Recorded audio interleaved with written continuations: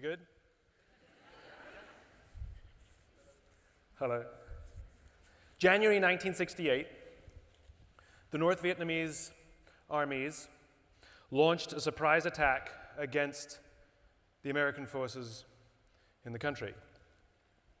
It was Tet, which is the Lunar New Year, and there was a tradition in Vietnam that lasted decades that there was never any fighting on Tet. But this year, in 1968, the North Vietnamese generals decided that they would break with tradition with the hope that they would overwhelm American forces and bring about a swift end to the war. This was the Tet Offensive. They threw 85,000 troops at over 125 targets across the country, catching the Americans completely by surprise. Many of the commanders weren't even at their posts. They were in whatever local town or village celebrating Tet. Here's the amazing thing. The United States military repelled every single attack, every single one. Most of the major fighting had ceased after about a week, after which the United States had lost fewer than 1,000 troops, so a few hundred troops. North Vietnam had lost 35,000 of the 85,000 troops. Hue went on for about a month. There, about 100 Marines were lost, and 1,500 North Vietnamese were lost. Over the course of 10 years in Vietnam, America lost 58,000 men. North Vietnam lost over 3 million people. That's an equivalent to 27 million Americans in 1968. And if you look at the Vietnam War, America won nearly every single major battle it fought. So it raises a very interesting question. How do you win most of the battles? How do you decimate your enemy and lose the war? Clearly, we don't fully understand this concept of winning and losing. It's not simply the score that we keep. There's something more to it. There's a wonderful man by the name of James Carsey. He's a theologian. He used to teach at NYU, who wrote this wonderful little book called Finite and Infinite Games. And in it, he defines these two types of games, finite games and infinite games. If you have at least one competitor, you have a game. And there are two types of games, finite games and infinite games. Finite games are defined as known players, fixed rules, and an agreed upon objective. Football. We all agree to the rules of the game, and we all agree that whoever has more goals at the end of the game is the winner, and we all go home. An infinite game is defined by known and unknown players. The rules are changeable, and the objective is to perpetuate the game, to keep the game in play. When you pit a finite player versus a finite player, the system is stable. Football is stable. When you pit an infinite player versus an infinite player, the system is also stable. The Cold War was stable because we could not have a winner or a loser. We just both kept playing to make sure that the game stayed in play. That's what kept it stable. There's no such thing as winning or losing in an infinite game. What happens is when the player or one of the players runs out of the will or resources to continue to play, they drop out of the game. But the game continues with you or without you. Problems arise, however, when you pit a finite player versus an infinite player. Because finite players are playing to win, and infinite players are playing to keep playing, and they'll make very different strategic choices as a result. And this is what happened to America in Vietnam. America was fighting to win, and the North Vietnamese were fighting for their lives. And they would fight to the very last man if necessary. And when a finite player finds themselves against an infinite player, they will always find themselves in quagmire, racing through the will and resources to stay in the game. So this gets me thinking. We are surrounded every day of our lives by infinite games. We are all unwitting players in these infinite games. There's no such thing as being number one in marriage. There's no such thing as winning in your friendships. There's no such thing as winning global politics, and there's definitely no such thing as winning business. But if we listen to the language of too many leaders, they don't know the game they're in. They talk about being number one, being the best, beating your competition, based on what agreed upon metrics, based on what agreed upon timeframes. Meaning, the vast majority of our businesses, even of our political leaders, are playing by finite rules in an infinite game, which means we're racing through the will and resources to stay in the game. In business, we call it bankruptcy or merger and acquisition. Which means we need to completely readjust how we think about leadership to actually play for the game we're in. And the reason is important, because when we play with a finite mindset in the infinite game, there's a few very predictable things that happen. There's a decline of trust, there's a decline of cooperation, and there's a decline of innovation. I had a real-life experience that showed me what the difference between the two games was. I spoke at an education summit for Microsoft. I also spoke at an education summit for Apple. At the Microsoft Summit, I would say that 70 to 80% of the executives spent about 70 to 80% of their presentations talking about how to beat Apple. At the Apple Summit, 100% of the executives spent 100% of their presentations talking about how to help teachers teach and how to help students learn. One was obsessed with where they were going, the other one was obsessed with beating their competition. Guess which one was in quagmire? Guess which one was racing through the will and resources to stay in the game? At the end of my talk at Microsoft, they gave me a gift. They gave me the new Zune when it was a thing. This was Microsoft's answer to the iPod. This little piece of technology was absolutely fantastic. The user interface was simple. It was easy to understand. It was elegant. It worked flawlessly. It was a brilliant little piece of technology. I'm sharing a taxi with a senior executive from Apple after the Apple talk, and I couldn't help myself. I just had to stir the pot. So I turn to him and I say, you know, Microsoft gave me their new Zune. It is so much better than your iPod Touch. And he looks at me and he says, I have no doubt. And the conversation was over.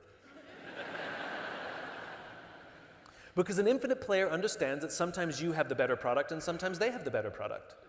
And there's no such thing as winning or being the best. There's only ahead and behind. And the only true competitor in an infinite game is yourself.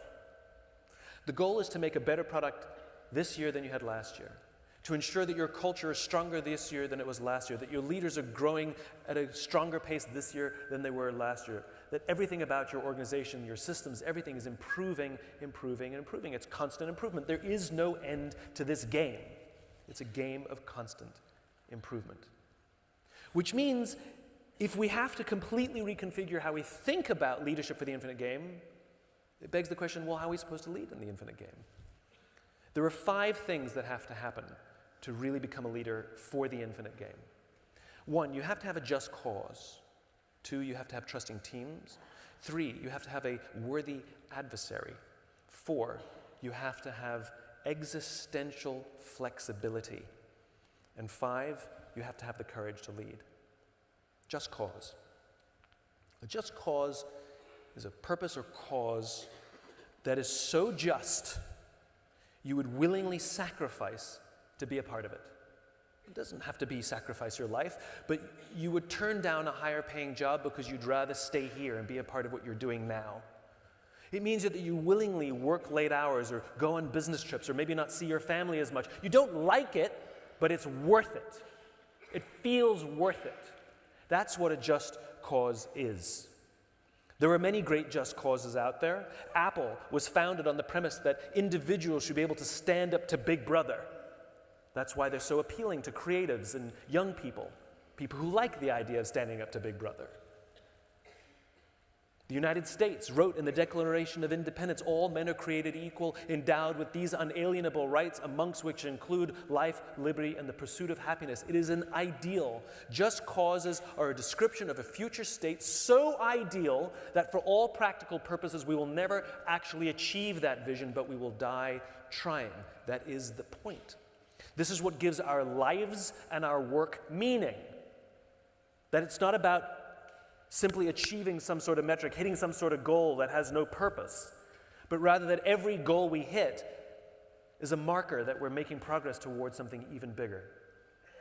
It's about momentum, not about absolutes.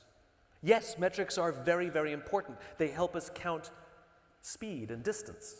And every milestone we pass makes us feel like we're getting closer and closer, which re-energizes that we can do this, we can do this. You have to have a just cause. Sometimes we use the word vision. I don't like the word vision because there's no standard definition of it. I talk to companies all the time. I say, what's your company's vision? To be the biggest in our industry by 2024. What's your vision?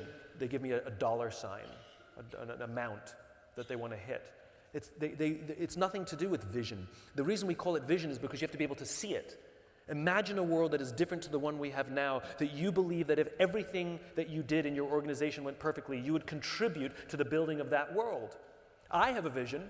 I imagine a world in which the vast majority of people wake up every single morning inspired, feel safe at work, and return home fulfilled at the end of the day. I have completely devoted everything I do to help advance this vision of the world. I know I won't ever get there, but I'll die trying. That is the point. Every organization that says we choose trust, every organization that says we choose people before profit, every organization that says there's got to be a better way in which we're doing this, every organization that wants to protect its people means we're making progress towards this world that I imagine. Again, what gives our lives and our work meaning. We willingly devote our lives to these just causes. Too many people go looking for a cause, depending on what job they're in. I have friends, they have a job, and I'm like, do you feel like you're part of something bigger than yourself? They go, absolutely. Then they quit or they get fired. And then they say, no, this new job, this is the thing I wanted to do. And they quit or they get fired and they get a new job. Like, no, this is the one. Every job you have, regardless of where you quit or get fired, it doesn't matter. Every job you have should be contributing to the same vision. And the thing about vision that's so interesting is we don't have to put pressure on ourselves to be visionary. There's a very small handful of people in our population who are visionary. Your Steve Jobses, your Richard Bransons, true visionaries. We don't have to have a vision, we have to find a vision. If there was someone else's vision that gives us goosebumps, if there's someone else's vision that we say, that's the world I want to live in. I have a dream, said Martin Luther King, that one day little black children will hold hands on the playground with little white children. If you want to live in that world, choose his. And devote your life and devote your career to helping build that vision in some way, shape, or form, even if it's only small steps. That's what makes us feel a part of something bigger than ourselves. Find a vision is the important part. It's so important when we talk to organizations to ask them, what do you believe? What is the vision? What is the just cause? Number 2, trusting teams. I went on a business trip to Las Vegas, and they put me up at the Four Seasons out there. Beautiful hotel. The reason it's a beautiful hotel is not because of the beds. Any hotel can buy a fancy bed. It's because of the people who work there. That when you walk through the hallways and somebody says hello, you get the distinct feeling that they wanted to say hello, not that they were told to say hello. We can tell the difference. We're highly attuned social animals. We can tell the difference in this kind of behavior. You can always tell when somebody's working on commission, right? You can tell. They happened to have a coffee bar in the lobby. And so one afternoon I went to buy myself a cup of coffee, and the barista working that day is a kid named Noah. Noah was funny and charming and engaging, and I stood there for far too long joking around with Noah just to buy a cup of coffee. So as is my nature, I asked Noah, do you like your job? And without skipping a beat, Noah said, I love my job. Now, to someone in my line of work, that's significant, because like is rational.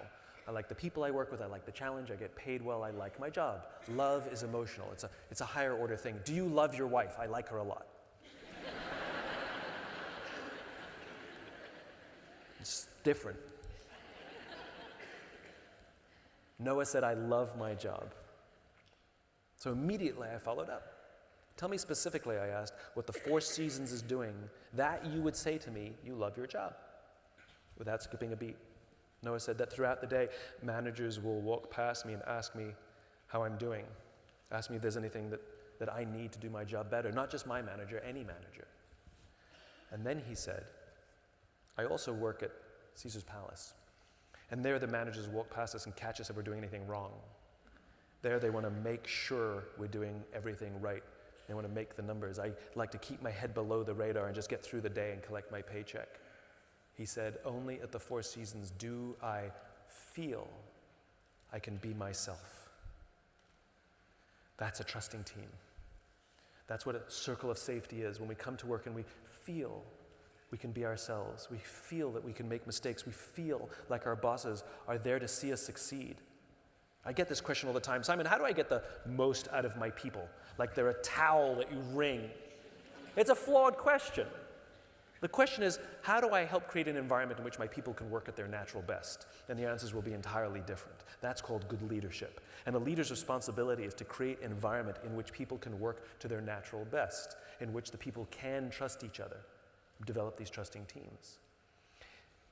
Trusting teams is something very specific. Trusting teams means that someone can come to work and raise their hand and say, I made a mistake. I don't feel like I have adequate training to do the job you've asked me to do. I'm scared. I'm having problems at home and it's affecting my work. I need help. Without any fear of humiliation or retribution. If anything, they say these things with absolute confidence that people will rush in to help them. If we do not have trusting teams, what we do have is a group of people who show up to work every single day lying, hiding, and faking. They would never admit mistakes for fear that it would put them on some short list for redundancies the next time they come up or get in trouble. They're never going to tell you that you've promoted them and they don't know how to do their job for fear that they haven't earned it or they're not good enough or that they're going to lose your trust. They're never going to admit that they're having trouble at home and it's affecting their work for fear that if they were to take a day off, it would affect them. And they're certainly never going to say they need help. Well, guess what happens to an organization where the majority of people aren't admitting mistakes and aren't saying they need help? Eventually things start to break. They start to compound. We saw it happen. You remember the news a couple of years ago? United Airlines dragged a paying passenger off their aircraft with a broken nose, a concussion, and two broken teeth. I feel sorry for every member of that crew because 100% of them knew that that was the wrong thing to do and did not intervene because they feared getting in trouble more than they feared doing the right thing. They stood back and watched. This was not an anomaly. This did not happen overnight. This was not a one-time occurrence. I flew United Airlines years before, and I saw something play out in front of me that was a red flag. I was waiting to board the aircraft, and a scene played out in front of me where one of the passengers attempted to board the plane before their group number was called. High crimes and misdemeanors. And the gate agent yelled at him, "Step aside, sir. I haven't called your group yet. Please step aside and wait till I call your group," is how she talked to a paying customer. I spoke up. I said, "Why do you have to talk to us that way?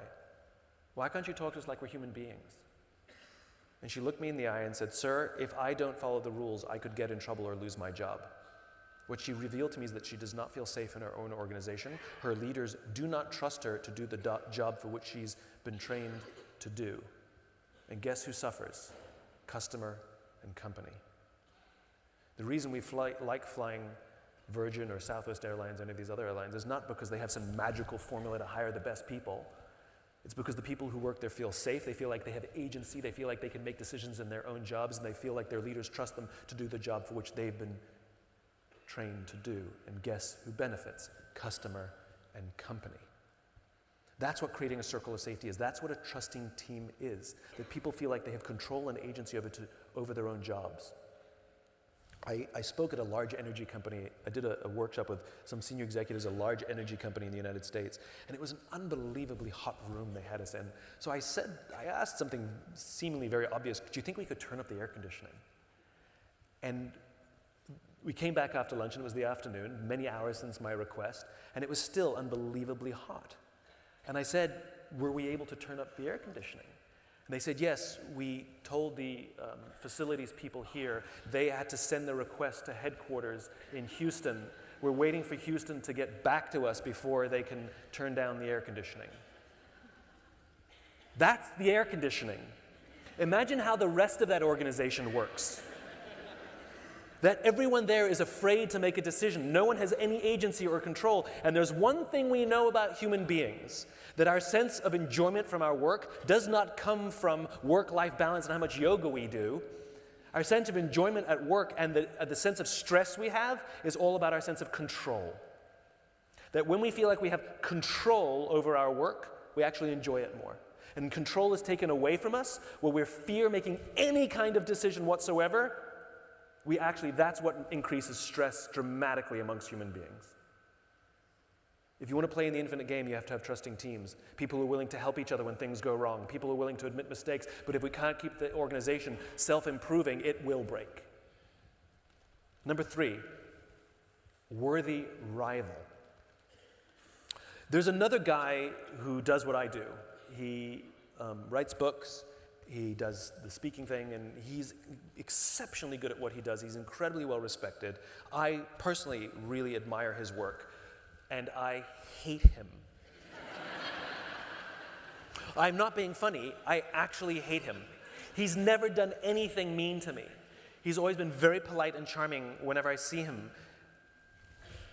It's irrational I hate him. What do you want me to tell you?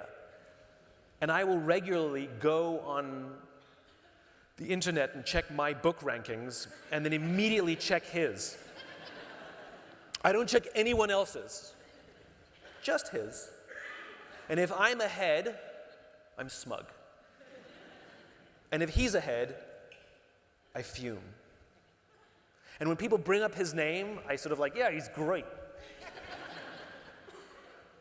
So we were invited to speak at the same event once, and I don't mean like him in the morning, me in the afternoon. I mean like on the stage, we were going to get interviewed together. And the interviewer thought it would be fun if we introduced each other.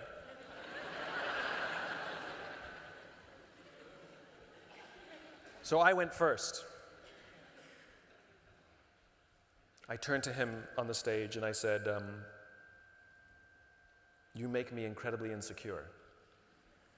I said, all of your strengths are all of my weaknesses. And whenever your name comes up, it makes me uncomfortable. He looked at me and he said, funny, I think the same about you. The reason I hated him had nothing to do with him. It's because he reminded me, he revealed to me, his very existence revealed to me my weaknesses. And it was much easier to take that energy and put it against someone than it was to admit to myself that I've got some work to do. It was an amazingly cathartic experience that day. I have never since checked his rankings. And I actually love him now. And I've stayed at his house and we talk to each other all the time. He's become a dear friend. I'm not going to tell you.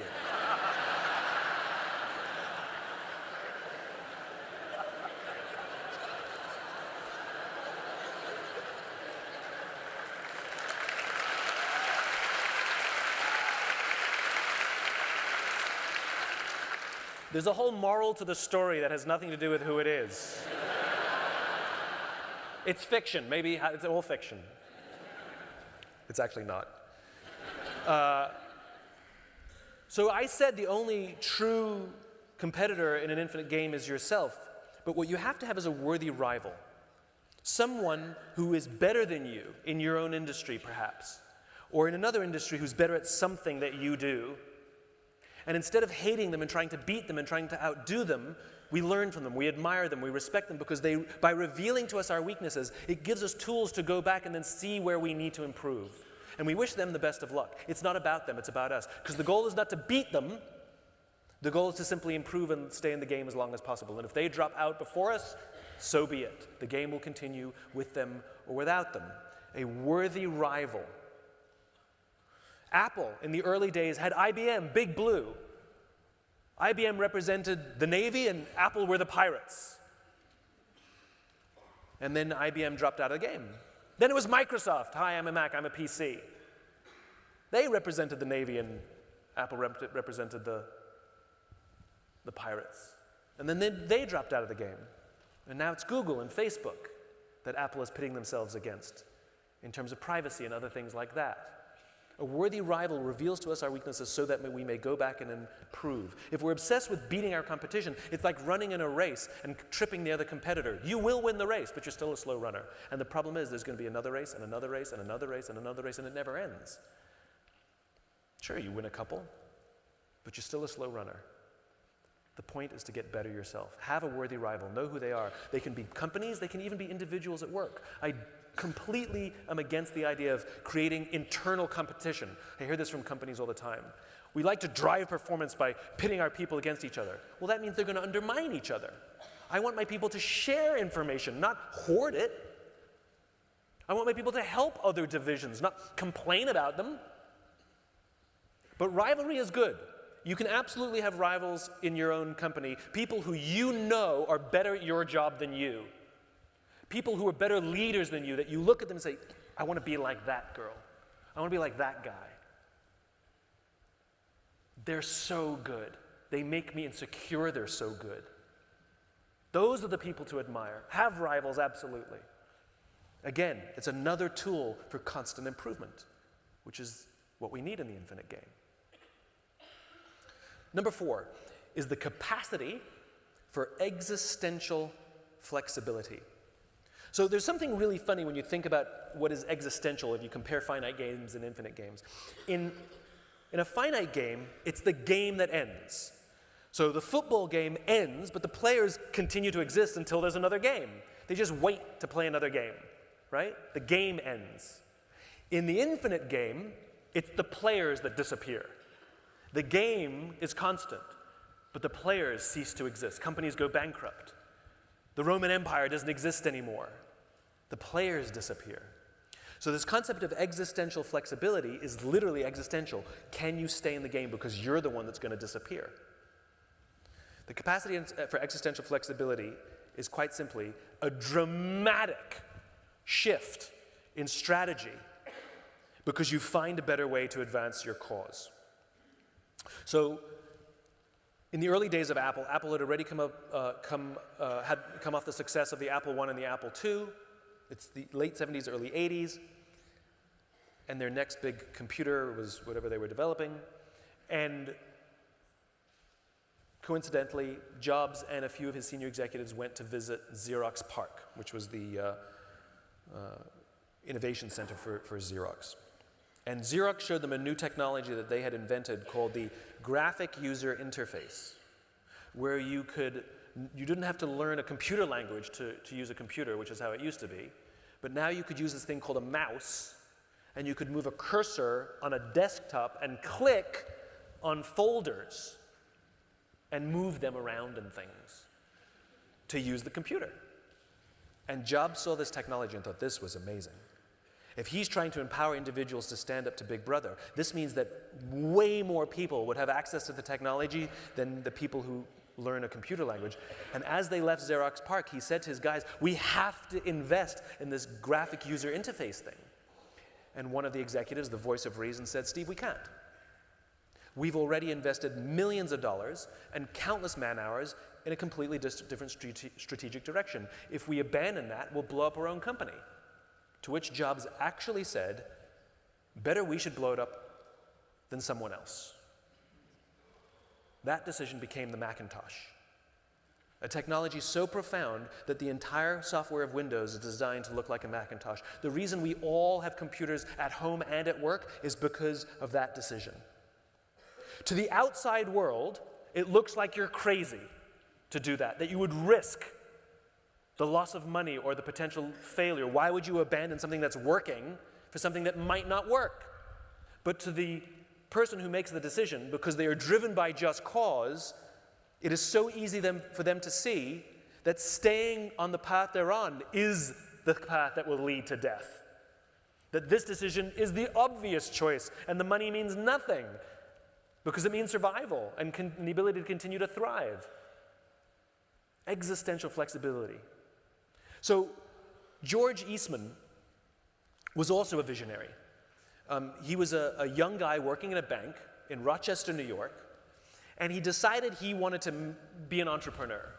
He was 21 years old, something like that. And so everybody was land prospecting back in those days. It was like the .com. And so he wanted to become a land prospector. And so he was going to go on a trip to prospect land, and a colleague of his from the bank said, you should take a camera to take pictures of the land that you want to prospect for reference. The problem was, in those days, the main way you could take a picture was you had to hire a photographer. You couldn't take pictures of your own holiday, you couldn't take pictures of your own family. Only professional photographers could do that. So Eastman ended up not going on the trip, but he actually picked up the hobby of photography. And the problems are so complicated. He'd have to take all of these chemicals and these camera the size of a microwave oven and tents to load the film. And the guy was like, why can't it be a little simpler? This is ridiculous. I just want to take pictures for fun, and it's not my business. And so he figures out a way to coat the plates, the film plates, so he didn't have to deal with all the toxic chemicals out in the field. Turns out other photographers wanted his plates, and they started buying them. So he improves upon the technology, and he invents something called film, where now you could take 100 pictures on a flexible piece of film built into the camera. He flies to England to present his technology at what's their equivalent of a technology show. It was a big photography show here where people come from miles around to see whatever is latest and greatest. Like, what's the big thing in Vegas? Oh, what is it? CES, thank you. It was like CES. And it was a huge hit. Everybody thought this film thing was absolutely unbelievable. It was incredible. And nobody bought one. It was a complete commercial disaster, because the quality of the photographs wasn't good enough. They were too grainy, and for professionals, they needed high-quality film. Now, for any of us who are entrepreneurs who came up with the technology, the obvious choice would be to go back, improve the technology. The demand is like begging for your product. We just have to fix the technology, and we're good to go. That's not what George Eastman did, because he was obsessed with democratizing photography. And even if he got it right, how many professional photographers are there? He wanted to make it easier for the rest of us, just like he made it easy for himself. So he made an existential flex. He completely abandoned the professional market, and he said, you know, there's an entire market that doesn't care about the quality of the photograph, the general population. And they marketed the camera and the flexible film to the general population. It is because of George Eastman that we take our own pictures of our own families and our own holidays. George Eastman went on to build Kodak, a word he made up, by the way, because he thought K was a strong-sounding letter. And he went on to be one of the richest men in the world, up there with the Carnegies and the Rockefellers. Years later, a company that continued to be obsessed with the democratizing of technology, that had continued to make it easier and easier and easier for us to take pictures, in 1975, Kodak invented the digital camera. And when the young man who invented it showed it to the executives, first they complained about the quality of the picture. Then they said nobody wants to look at pictures on a screen. And then they decided to suppress the technology for fear that it would cannibalize film sales. And they built an entire company they made the paper, they made the chemicals, they made the machines, they made the film, all based on this one thing, and they couldn't imagine having to reconfigure their company for something different. They gave themselves 10 years. They knew somebody else would figure out the digital thing, and they gave themselves 10 years. And over the course of those 10 years, do you know what they did?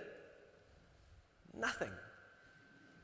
And yes, new technology started to emerge, and Kodak actually made billions of dollars licensing their patents for the digital camera. And then when those patents ran out, 3 years later, they went bankrupt, because they didn't have the capacity for existential flexibility. If you're not willing to blow up your company, the market will blow it up for you. That's exactly what happened. There was a limited runway. They had the cause. They chose to abandon the cause in order to do something finite, in order to do something to protect the certainty of the future versus doing something that they know is the right thing to do for the long term. That's the capacity for existential flexibility. Which leads to the final point, the courage to lead. I always joke that it's a little embarrassing that I have to have courage on the list. But the reason it's there is because everything that I have told you today is unbelievably difficult. All of the pressures in our lives, whether it's from the markets or from our families or from the incentive structures in our companies, are trying to force us to consider the finite. They're trying to force us to consider the short term over the long term, consider profit before people. And by the way, when I talk about putting people before profits, I don't mean like 1% profit, 99% people. Like, it can be like 51-49. It means there's a bias. It means that when there's a decision that we know that one of them is going to be sacrificed, We lean towards people. It doesn't mean we're anti-profit. Remember, to stay in the game, you need resources and the will to stay in the game. Profitability is important, but you have a bias for people. That's hard. That's hard.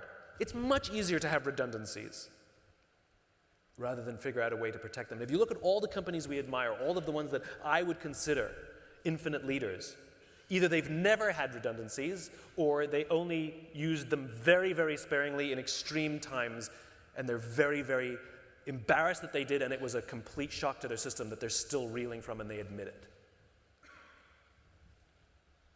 That takes courage. Do you know how much courage it takes to make an existential flex with cause in mind? Why are you making this change? Because I have a vision of a future that's completely unrealizable, and that's why I'm going to change the direction of my company. Walt Disney did it. The guy basically invented animation like we have it today. He was the first one to put sound to an animation. He was the first one to make a feature-length animated film, Snow White, where you could be physically transported. But the problem was, once you were done with the film, it was over. He wanted to physically keep people in the movie, in the fantasy. And after all that success, no one would let him make the parks. And so he sold all of his interests in Walt Disney Animation, and he quit to start an entirely new company, and he had to self-fund it because he says he couldn't put up his dreams as collateral with the bank. They're not interested in his dreams as collateral. And that became Disneyland, which to this day makes, I think, more money than any other division in Disney, and continues to grow and grow and grow. It is infinite. Disneyland continues to improve. That was truly what his vision was. That takes courage to put it all on the line. It takes courage to say, I don't know what I'm doing, and the leader has to set the example. That's scary, because we think we have to have all the answers and we have to be tough all the time. To admit fallibility. It's hard to admit that there are other people out there that are better than us. We've all been in new business pitches, and somebody says, what about your competition? And we come up with some nonsense about how we're actually better than them. When deep down inside, we know they're so much better than us. I remember this back in the early days when I had a marketing consultancy before all the Y stuff and all this, the career I'm on now. And I remember I used to go into new business pitches, and I remember being so brutally honest. You know, I would say, I'm really good at this. I'm okay at this. You should not hire me for this. And they kept wanting me to hire me for everything just because I was honest. Because every other pitch that they had the day before, that other company was brilliant at everything. And even though they knew that I sucked at these things, they just knew I'd be honest when things broke. There's something to be said for honesty. We trust honest people. It's anthropological, it's biological, there's no escaping it. It goes back to early mankind. When somebody says there's danger, it has to actually be there. When somebody says there's no danger, you're fine, we have to actually believe them. That's why we take recommendations from close friends and not strangers. Like if some stranger walks up to you on the street and says, you should see this movie. But if your friend says, you should see this movie, you like rush out and buy a ticket. You don't even read the reviews. Trust.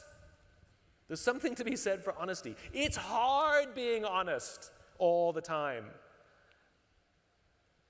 It's really hard. Do I look fat in these jeans? I like the other jeans better.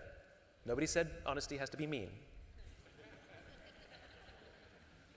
The courage to lead fundamentally means you're willing to be open-minded, to consider that maybe, just maybe, the way you think the world works may be wrong. And the way we've been building our business based on all the social conventions and what everybody tells us are the right things to do maybe is wrong. And just because everyone's doing it doesn't mean it's right.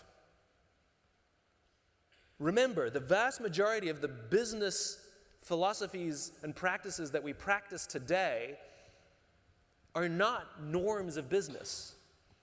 They're recent. They come from the 70s and 80s. The concept of shareholder supremacy, where we prioritize the interest of an external shareholder over the interests of our employers or customers, was a theory proposed in the late 1970s, popularized in the 80s and 90s by bastards like Jack Welch, who ran GE. The concept of using mass layoffs to meet an arbitrary financial projection at the end of the year did not exist prior to the 1980s. It was popularized by bastards like Jack Welch and General Electric. Rank and yank, the idea of ranking your employees based on performance, promoting the top 10% and firing the bottom 10% did not exist prior to Mr. Welch. And this man named Milton Friedman, an economist, they gave this guy a Nobel Prize. They gave Milton Friedman a Nobel Prize. He is credited with basically offering us what is considered the accepted definition of the responsibility of business. He said the responsibility of business is to maximize profits within the bounds of the law. What happened to ethics? Because ethics is a much higher standard than the law. The makers of the Titanic in the early 20th century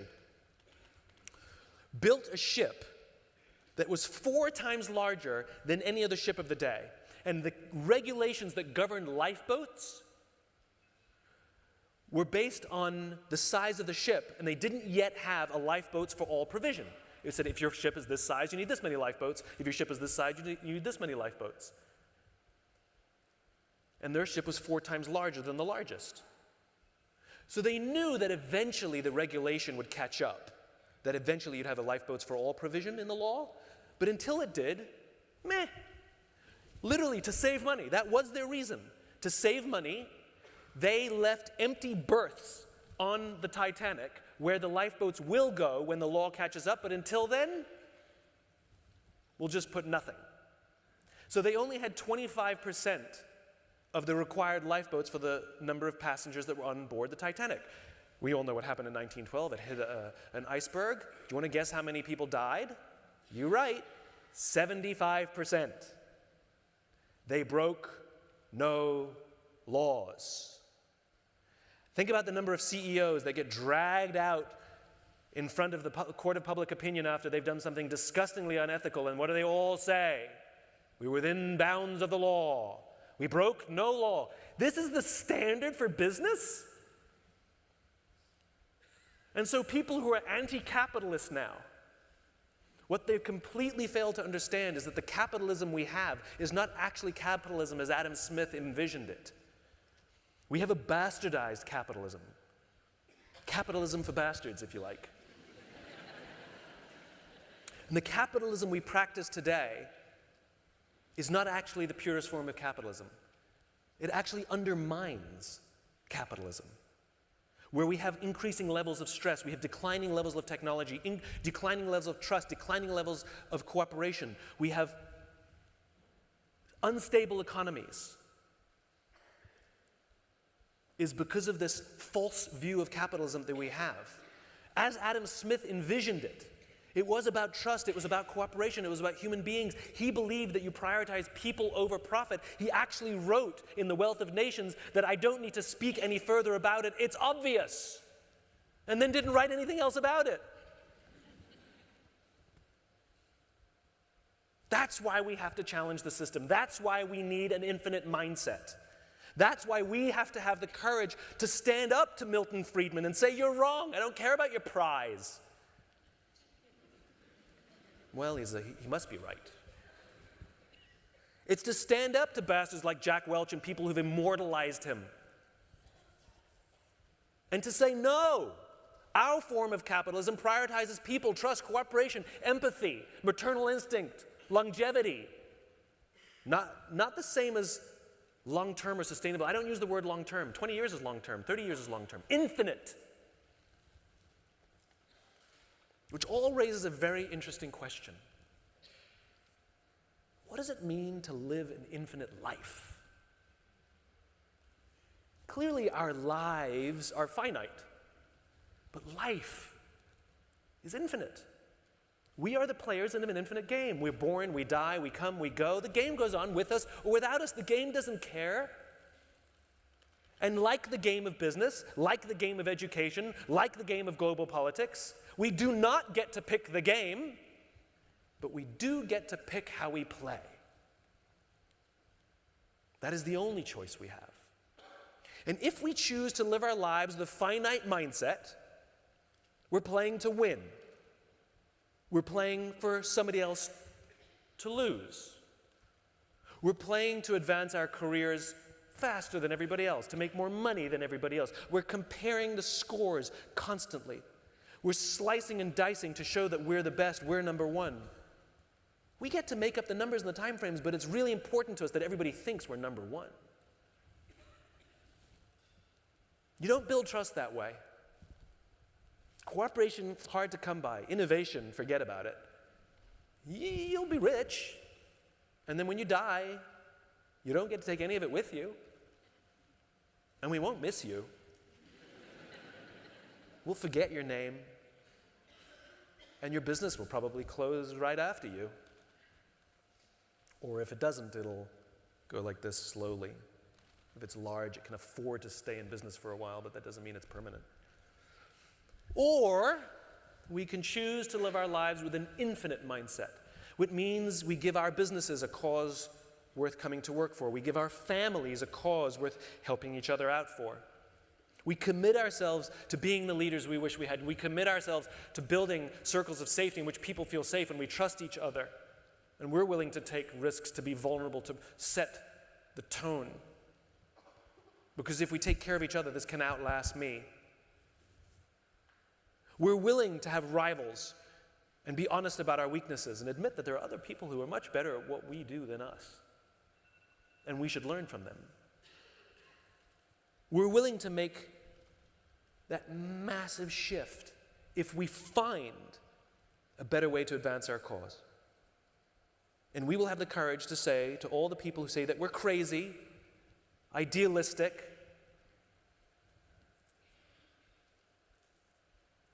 yeah, we are.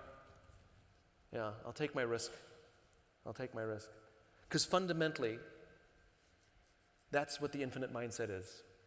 It's a code for the idealists to operate in a world that is telling us we should be realistic. It's a code for people who believe that an unrealizable vision that's worth devoting our lives to advance is better than a short-term goal.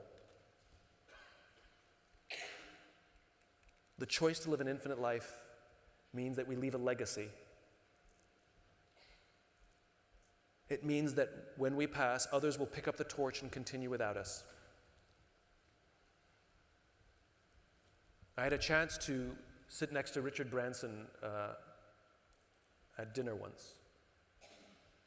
And I asked him, when you die, how should we judge you? How should we judge your success? I asked him. I said, what did you do at Virgin that we will look back and say you were successful? And he said, do not judge me by anything I did at Virgin. If you want to judge my life, you judge me by the quality of my children. That's an infinite mindset. That is someone who's lived their life with the expectation that other people will carry a torch, and all of the foundations he laid were not for profit, they were not for fame, they were to keep the torch burning. The choice is ours. Thanks. Hi, Simon. I'm Lara. Lovely to meet you. Hello. One of my favorite stories that you tell is the one about Bob Chapman and how Bob he believes in heart count rather than head count and how he introduced the furlough program.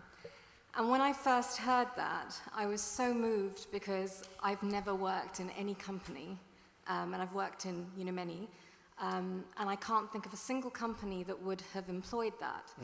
So is it that it's very rare that people have the courage to lead. That it really is based on who they are as a human and their desire, or can that be something that that builds momentum and that people see that it's the right thing to do? Because otherwise, how do you effect sea change across the corporate world?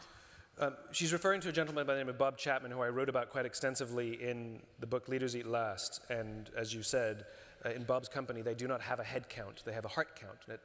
In hard times, it's very hard to reduce a heart count. It's a way of viewing human beings. And they have the belief that every single person in their company is someone's son and someone's daughter. And they keep that in mind every time they make a decision, that I'm responsible for someone's son and someone's daughter. Yes, it is who Bob is. I mean, that is who he is. He oozes humanity and idealism. He's a kind of remarkable human being. And the question was, we want more of Bob Chapman's. So my friend George Flynn, who was a retired Marine general, said the first criteria to be a leader is you have to want to be one, right? So if you enlist in the United States Marine Corps, you cannot drop out. You can't change your mind at any stage and say, I'd like to leave, please. When you're at boot camp and you hate your life, you signed a contract, they will not let you out. Nothing. If you want to be an officer in the United States Marine Corps, of the 10 weeks of training, you can drop out for the first 6 weeks. You can just leave. No questions asked, they'll let you out of the contract. Because their attitude is, we don't want leaders who don't want to be leaders. And so the choice to be a leader is a decision. That comes first. But then the education to become a leader is a lifestyle. It's like the choice to become healthy, right? And at the early days, it's usually a lot of heavy lifting and a steep learning curve. I have to change the way I eat. I have to go to the gym. I hate that. And then you get into shape and you feel good and you look good and your doctor's very happy with you. And the worst part is, once you're in shape, you have to keep going to the gym and eating healthy for the rest of your life. It's not something you do, achieve your goal, and then stop. It's the choice to live a life that way, even though there might have been a finite goal in the short term. Leadership is the same. It is a lifestyle. It is a muscle that it requires constant exercise. And though you may study all of the theory about leadership, and you may have been good at it at one time, if you don't keep it up, the muscle will atrophy. And the problem is, too many people in leadership positions would rather be in authority than maintain the lifestyle of leadership. They think that once they get rank, it endows them with certain powers. And it doesn't. It doesn't. The good news is there's a movement. We're here talking about leadership. We're changing the vernacular of what leadership means. We're using terminology like servant leadership more. You hear people demanding that their companies have purpose. We talk about things like trust and cooperation in ways we didn't used to talk about them before. I could not have had a career in the 80s or 90s. No demand at all. But now I get to stand on stages and call Jack Welch a bastard, and people applaud. The movement is going in the right direction.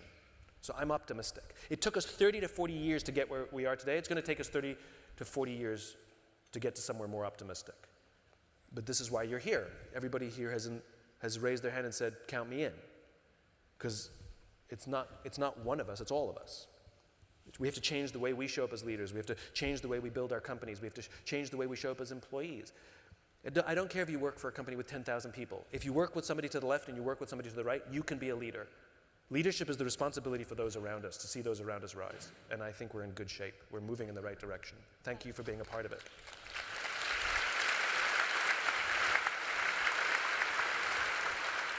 Hi. Thank you for that. That was amazing. A quick question on your third point, which is about the adversaries, worthy adversaries. Worthy rival. Yeah, and picking your rival. So, in a more specific way, if you're a challenger brand, for example, do you pick another challenger brand who you consider worthy, or is it about the big incumbent that is not necessarily worthy, but a bigger rival? So very often with challenger brands, there's some sort of ideology that got them all angry in the first place, right? All fired up.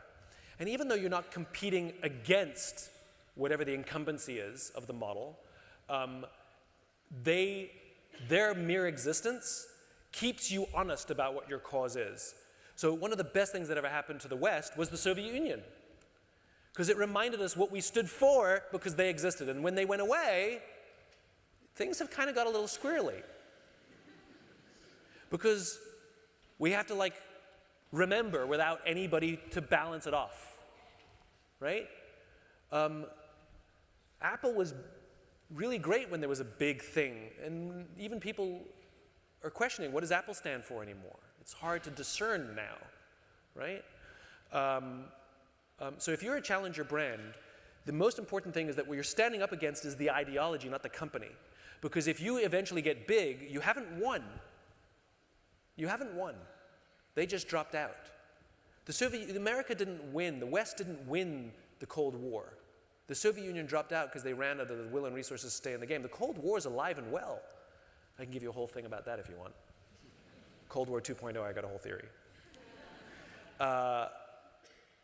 And so if you're a challenger brand, then you have to know what you stand for, and sometimes the easiest way to know what you stand for is to have something that is different than what you stand for as your worthy rival. But you have to keep a strong ego, because the goal is not to beat them. The goal is to spread your gospel, and not theirs. It's a rival gospel. Yes? Hi, Simon, it's Kirsty here. I caught one of your Instagram rambles in October when I think you must have been finishing this book and you were questioning everything that you were doing. I caught it really early in the morning here in Belgium, actually.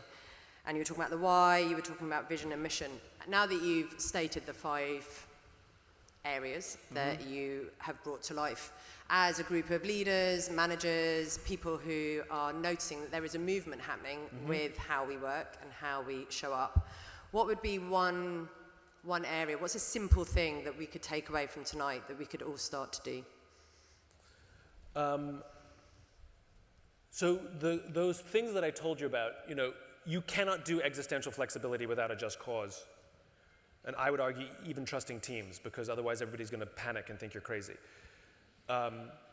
Worthy rivalry, just cause and trusting teams really are bigger than the others. Existential flexibility is a capacity, So I think if there's one thing you can do, it's articulating what that's all for. Which begs the next question, what's the difference between just cause and why? Right? Because I said start with why, now I'm saying start with just cause. Are they the same? Did you just change the words on us? No. The why comes from the past. The why comes from the past. It's who you are. It's why the organization was founded. It's who you are as a human being. It's the thing that drives you. It is immutable. It'll never change no matter what happens in your life. It comes from looking backwards. A just cause comes from looking forwards. It is an unrealized future. That if your why were to be brought to life in the most magical of ways, the world that would exist would be this world. It is the dream, it is the fantasy. We call it vision because we can see it. So you have to be able to articulate what this world looks like in terms so clear that other people go, I can see it. That sounds amazing. Sign me up. So challenge yourself. And there's multiple ways to do it. If everything we did went perfectly, what would the world look like? What will we commit our organization to help build, or your life, or whatever, however you want to look at it? And then the path to building trusting teams is the path of good leadership. That's what it is. So commit yourself to being the leader you wish you had. Yes, hi. I've been with that gentleman. No, you work here. Okay. You can ask a question too. Hi, Simon. Yusuf, nice to meet you. Nice to meet you, Yusuf. Firstly, thank you for opening my mind and thoughts in changing me into a student of leadership and a student of the Infinite Game. Thank you for that. Thank you. Keep going. Thank you. Second. Infinitely. Infinitely, yes. My question to you are two hopefully simple ones. How can a student of infinite theory work, influence, or transform a finite organization? And 2, I'm really interested in understanding the military concept, and I've listened to you a number of times describe that, and I've seen it in programs and shows. The military, how it shapes minds to a point where that individual will put the most precious thing, their life, on the line for their partner. How can we create that in our organizations, not in the time frame of years, but in the time frame of weeks and months, like the military? Yeah. So let's answer those questions in reverse. So one of the things that I have deep admiration for the military, and the admiration I have for the military is the exact same love and admiration I have for artists, is because they both undertook their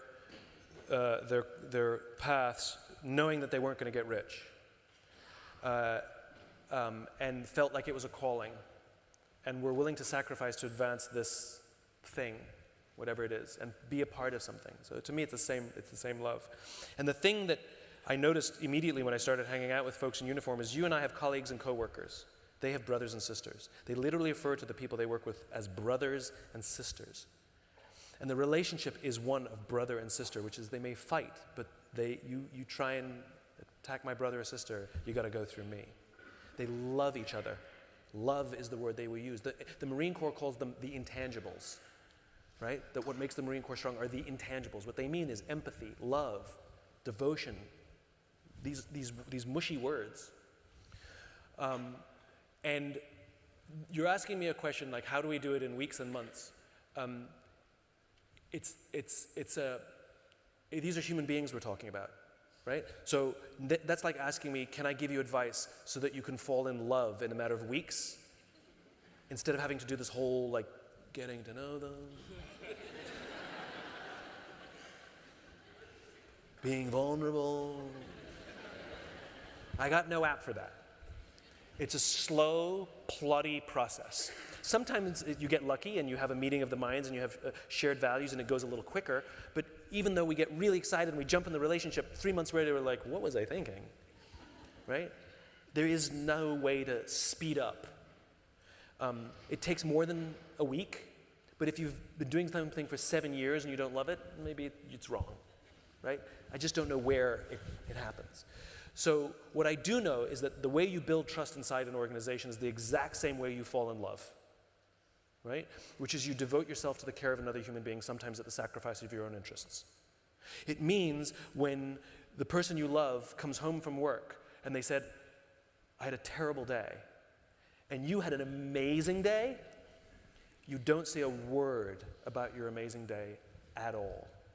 And you sit there and listen with love and empathy to their horrible day, as opposed to waiting for your turn to speak. You know, it means that you wake up in the morning and you say good morning to them before you check your phone. It's little things. It means you learn to listen and make them, and listening is real easy. It means you make the other person feel heard. So if you can go learn all of those things on how to make a friend and how to fall in love, now go do all of those things at work. That when somebody walks into your office and goes, oh, fuck my day. You go, what's happening? And you listen so they feel heard. Don't give them advice. Don't fix anything. Just listen, right? When they tell you how awful it is, say, that sucks, tell me more, right? It's the same thing. It's the exact same thing. And I promise you, you will build those relationships where you will fall in love with the people you work with. And you will call them brothers and you will call them sisters, and they will say the same of you. So that's how you do that. And by the way, the military doesn't do it in 13 weeks. What they do is they create a foundation for it in 13 weeks. But it takes time for those relationships to truly form. And the first question was, how does an infinite mindset play in a finite game, in a company that's driven by finite leaders? That one's the hardest one of all, right? Because we cannot change the mindset of people 2, 3, 4 levels above us. Like, there's nothing we can do. But if we adopt the infinite mindset, it's like preparing yourself, right? It's like getting ready for the eventual change. That where everybody else is, it's like when the internet showed up. It's like most companies panicked. But there was a small group of like, oh, we saw this coming a long time ago, right? Netflix, one of my favorite examples, right? So Netflix, you remember, we used to used to mail us the DVDs. And that's just because streaming technology wasn't good enough yet. But they knew it was coming. Of course it was going to improve. So they had this subscription model. Blockbuster, which was the #1 video rental place in the world, their CEO went to the board and said, you know, we should probably do this subscription thing. And the board said no, because they made 12% of their revenues from late fees. And look what happened, they're bankrupt. And as soon as the streaming got better, Netflix was there. So what I would urge you to do is maintain your infinite mindset, but hone it, get good at it. Practice leadership. Don't worry about changing people's minds you can't change. Be the leader for the people around you. And you may leave the company because you choose to, because they want you out, because there's too many people who love you. I've seen that happen, by the way. I've seen wonderful leaders get pushed out because they have too much loyalty and too much love towards them, and the senior leader's threatened. I've seen it happen, right? But be that person, because it's going to change. You hear it. It's changing. I used to do these things, I used to get 30 people show up. We just filled Central Hall, right? Like, this is the movement. So just keep at it, because the revolution is coming.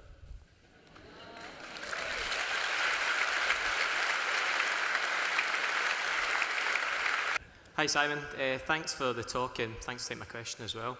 The first 4 principles that you spoke about seems like it's really underpinned by courage, which is, you spoke a lot about. Yeah. And courage to a lot of people individually, within teams and within business is a scary thing. Yeah. What would you say fosters courage? Is that an internal thing? Is it innate? Or is that something that you actually seek from the people around you? Yeah. So in my experience, courage is an external thing. I've had the opportunity to meet people who have risked their lives to save the lives of others. And they didn't have to. They would not have been faulted if they didn't. They were not ordered to. They may have violated orders, in fact, to do so. And I've had the chance to ask them, why did you do it? And almost unanimously they say, because they would have done it for me. And it's the sense that someone has my back that gives me the courage to do something for them. You know, if you're a world-famous tightrope walker and you wanted to try a brand new death-defying act for the first time, you're going to do it with a net. It's not your ability that gave you the courage, even though you're really good at it. It's the net. It's this external thing that gave you the courage, and you build it. So I think that to live with a servant's heart, to be that leader, that empathetic leader, what that engenders is that people start to believe that you have their backs, that you would do something for them, that you would sacrifice your interests to protect them, and miraculously, they'll do it back. And the only thing that makes you a leader is you're the one who went first. You're the one who took the risk first, right? That's the only thing that makes you the leader. Leader is not because you have the rank. We call you leader because you literally led us. You went first towards the danger, to take the risk. You set the tone. And people may have been cynical at the start and you did it again, and they may have been cynical again and you did it again, and they realized, wait, this is for real. And weird human things happen and they start to offer you the same kind of love and trust back. I believe it's external, and I believe it's based on the quality of human relationships, which means it doesn't happen overnight. Like in the military, they do not build the trust in combat. It's not when they step off the plane with their rifles in arms do they all trust each other. It's in peacetime where they're training and learning to love each other. The Israelis, one of the most successful militaries in military history, the unit that you train with when you're 18 years old is your unit for the rest of your life. So when you're in your mid-40s and you get called back for reserve, it's the same people you trained with when you were 18 years old, because they so understand that the bonds that you form when you're a kid, that they want those bonds throughout your entire military career. They understand where the trust comes from. So I believe that we talk about human beings, we forget we're social animals. You know, there's an entire section in the bookshop called self-help. There is no section in the bookshop called help others. And yet at the end of the day, by ourselves, we're crap. Like, we're just not that good by ourselves. We're not that strong, we're not that clever. But you give a team together, we can lift anything and solve any problem. Not a single person on earth solved any problem by themselves. It never happened. And even if it was their big brain, there was somebody who believed in them, who gave them a break, or funded them, whatever it was, they did not do it alone. And I think it's our ability to foster relationships that underpins the courage we need to do all those difficult things.